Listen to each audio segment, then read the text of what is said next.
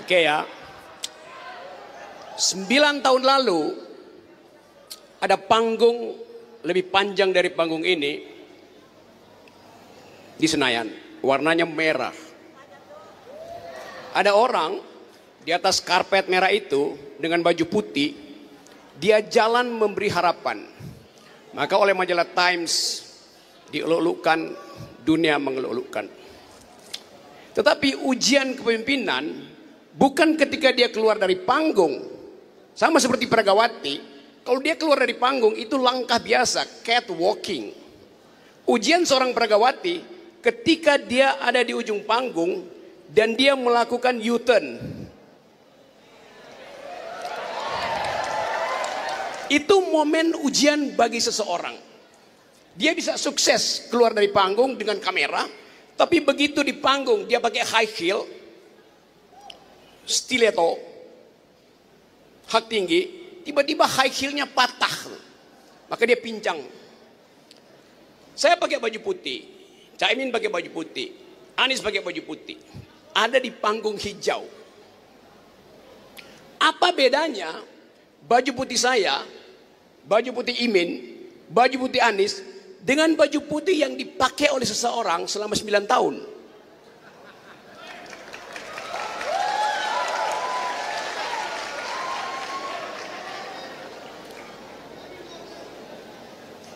Ada orang pakai baju putih selama 9 tahun, tapi otaknya hitam.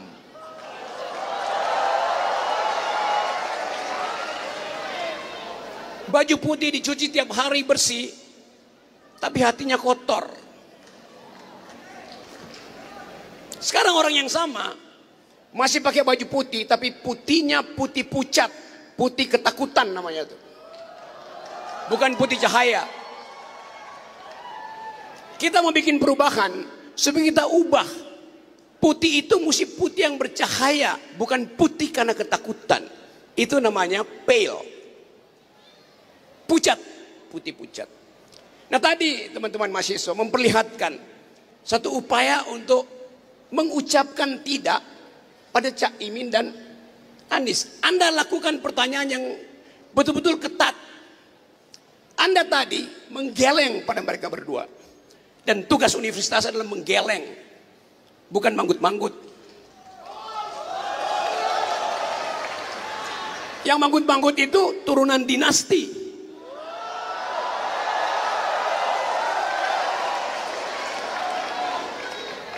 Jadi saya percaya bahwa hari ini bangkit sebuah generasi, yaitu generasi yang menggeleng. Menggeleng pada kekuasaan, menggeleng pada oligarki. Lagu Anda tadi, lagu para mahasiswa, Anda diminta untuk mengucapkan peradaban demi mereka yang ada di simpang jalan dan bingung mencari arah. Lagu kalian. Pertanyaan saya, Anda harus ada tetap di jalan kebenaran. Bahkan ketika Cak Imin dan Anies jadi presiden, Anda harus tetap menggeleng. Itu fungsi intelektual. Tapi Anda harus hati-hati. Menggeleng artinya menggerakkan kepala kiri kanan. Menggeleng. Tapi ada juga menggeleng yang tidak mengeluarkan pikiran. Namanya pelangak-pelongok. Jadi Anda mesti bedakan. Menggeleng artinya upaya mengeluarkan pikiran. Pelangak-pelongok karena justru tidak punya pikiran. Itu bedanya tuh. Jadi teman-teman di sini saya mengulas apa yang diucapkan tadi, bahwa dua pasangan ini berupaya untuk bicara di tingkat paradigma, tingkat value, tingkat ide besar tuh. Itu yang kita perlu. Tanpa paradigma tidak ada proyek, tidak ada keputusan konseptual. Jadi mulailah mengkritik paradigm. Dan saya percaya bahwa satu waktu Anda akan lihat apa yang dia ucapkan nanti, mereka ucapkan nanti di minggu pertama, minggu kedua, dan Anda siap-siap turun ke jalan untuk demo mereka nanti. Di situ kejujuran diawali. Jadi sekali lagi, saya percaya bahwa kumpulan kita hari ini adalah kumpulan akal pikiran. Anda bayangkan 2 hari lalu ada kumpulan yang 300 kali lebih banyak dari ini di Senayan, namanya Abdesi. Anda juga Abdesi, Asosiasi Pemikir Demokrasi. Abdesi di sana aparat pengabdi istana, beda.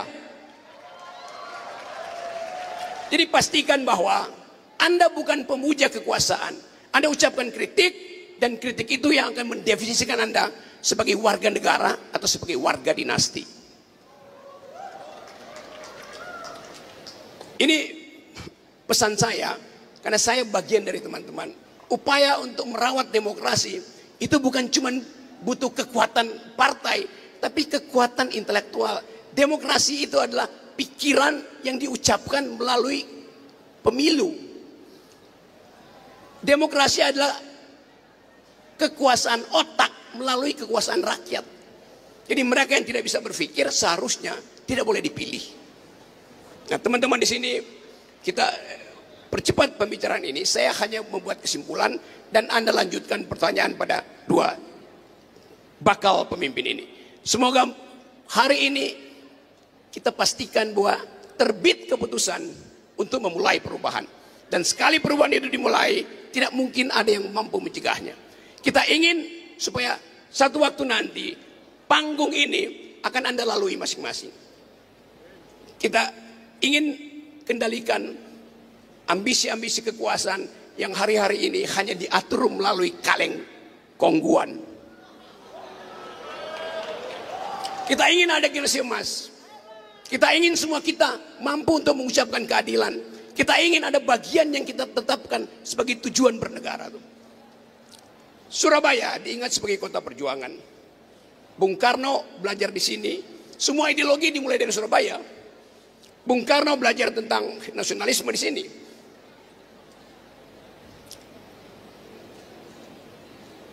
Islam, Kartosuwiryo belajar tentang negara Islam di sini.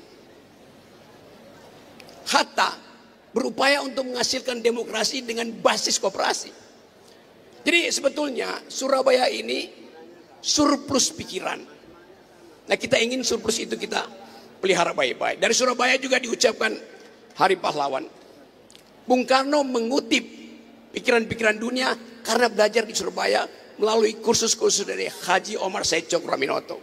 Nah, kita belajar tentang ide. Suatu waktu Bung Karno bilang, beri saya 10 pemuda dan saya guncang dunia. Itu kata Presiden Soekarno. Apa kata Presiden Jokowi? Saya kirim 1 pemuda, saya jadikan dia wapres.